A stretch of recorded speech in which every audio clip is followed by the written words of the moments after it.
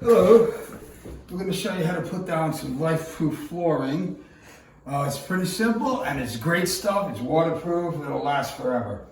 Okay, if you look at it, you open up the box and you look at it, you're going to see a groove here. And this side of it would be the tongue. Your first piece you're going to want to put with the tongue against the wall. So then, for your next piece, it also has a tongue and a groove. So you look at the tongue on this side and line it up, and you're going to want to block like this. You just take it, tap it down, and there is your piece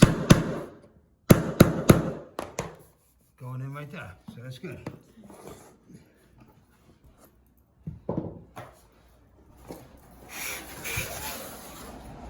So we have to cut a piece here. So let's get a measurement. What you're going to want to do also is leave 1/8 of an inch space around the whole perimeter to give it room to breathe, to expand. So we have 37.5, so I shall make it 37 3/8.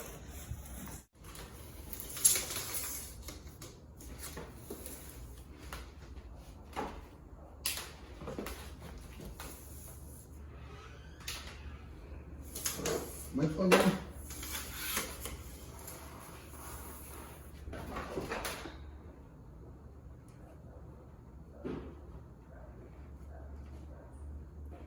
Okay.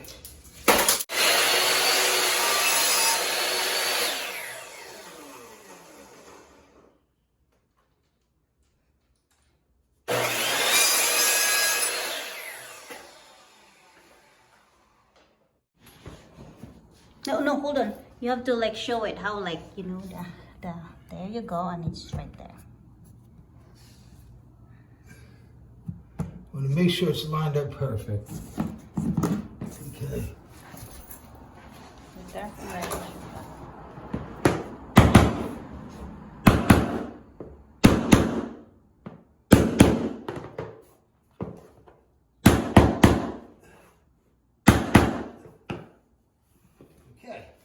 And you have to make it sure, see, when it's smooth or like level out, so that's good. Yeah, if you feel the seam, you want to pound on it a little bit more. Yes, but right, that one is really good.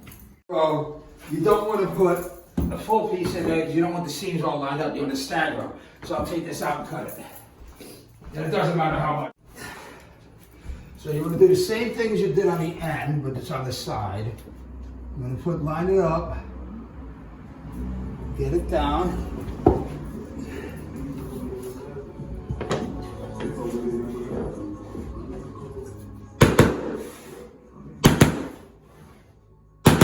Now there's going to be times where you're not going to be able to pound it into place.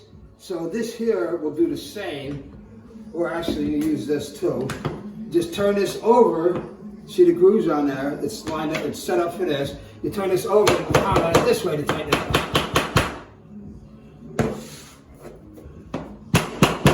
And there, you can't even see the seam. All right? See that? Here. This could be a little tricky when you put it in.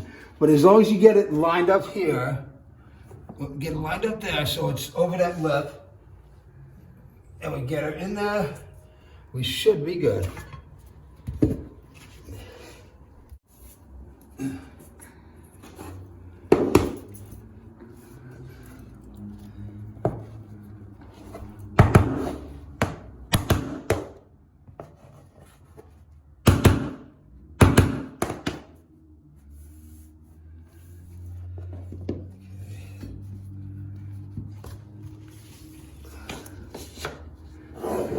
Okay, as you can see there's a seam there, so I'm going to take this.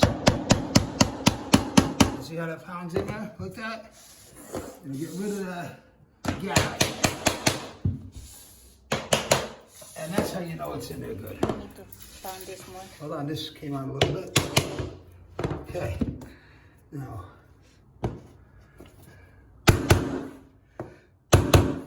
first 3 rows are the most important. Yeah, one more. Once you get the first 3 rows in, the rest should go pretty smoothly. Perfect. But the reason it's so important, doing the first 3 rows, is so you don't have any gaps. Because as you can see right here, there's a minute little gap there. We don't want that. Because if you start off with a little gap, by the time you're done with the floor, there's gaps all over the place. So what we'll do to correct that is put this on the end, pound it in, and there the gap is gone. Okay. So this is the first row, is like a full one right here, and then the next is a half, so you have to stagger it. Half, so full, then you do it all the way at the end, and then a half, and then a full, and then you can have a full, but you have to stagger this right there. Okay, we've got spacers here. Normally, when you buy that plastic tool at Home Depot, it comes with a bunch of spacers. I don't have any, so I'm going to use some wood shims, which will do the same trick. Because you want it 1/8 of an inch away, all the way around the perimeter, to give it room to expand and contract with the weather.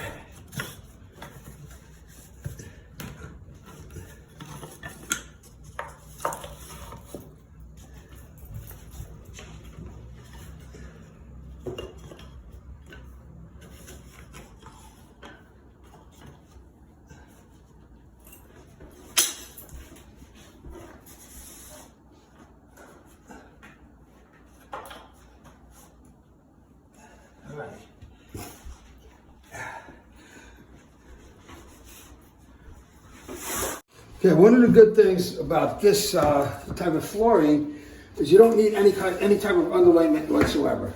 I put this over rough flooring. It comes out great.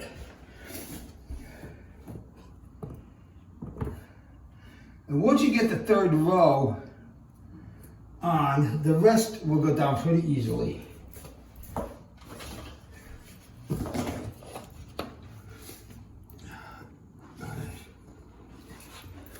Is that up against there? No. Yes, the right here, because it's not the same size.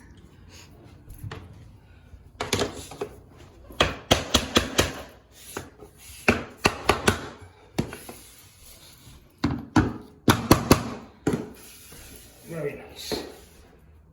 And as you can see, Do you need this bigger, thicker, or like that? that's good. Yeah, push it more than.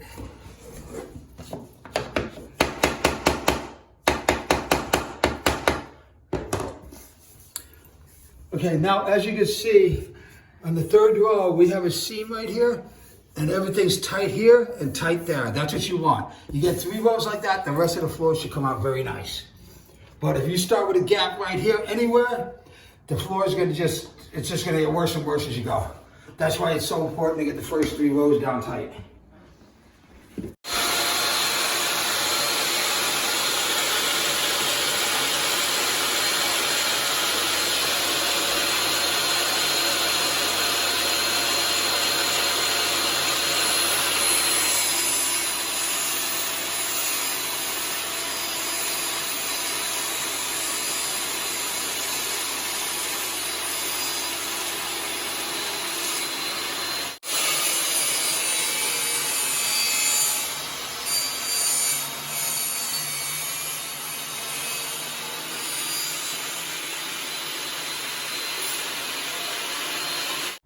One other thing I forgot to tell you people is that don't worry about getting tight up with a quarter because, like I said, you need an 1/8 inch gap. But after we're all done, I'm going to put quarter round molding all the way around so you won't see any of this.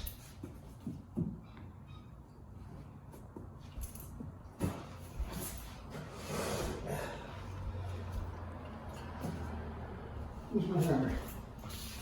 Oh, I do this thing so easily. So often.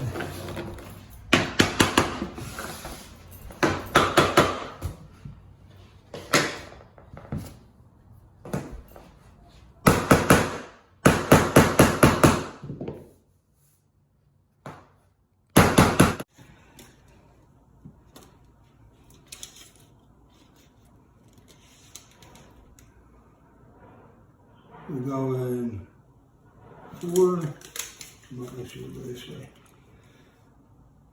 3 3/4. And we got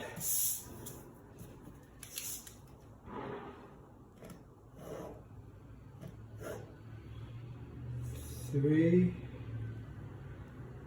3/4.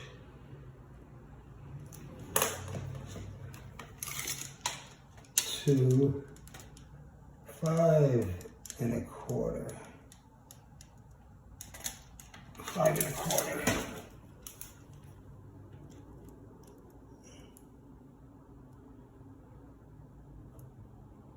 Okay. So yeah, while he's doing the floor, I am doing the cleaning. So I have to clean all these right here. See.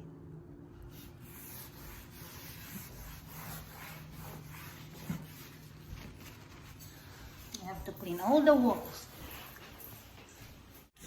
Okay, that side's cut in. Now we gotta get this side.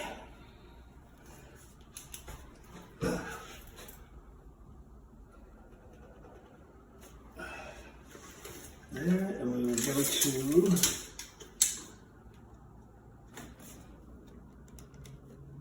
3 3/4. 3 3/4. Okay, now if you measure correctly, you should only have to cut once. And look at that, it's almost like I knew what I was doing.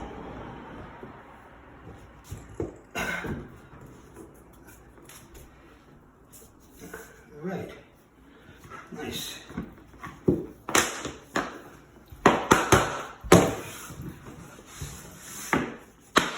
And like I said, don't worry about these, gaps here, because we will be putting trim around the edge at the end.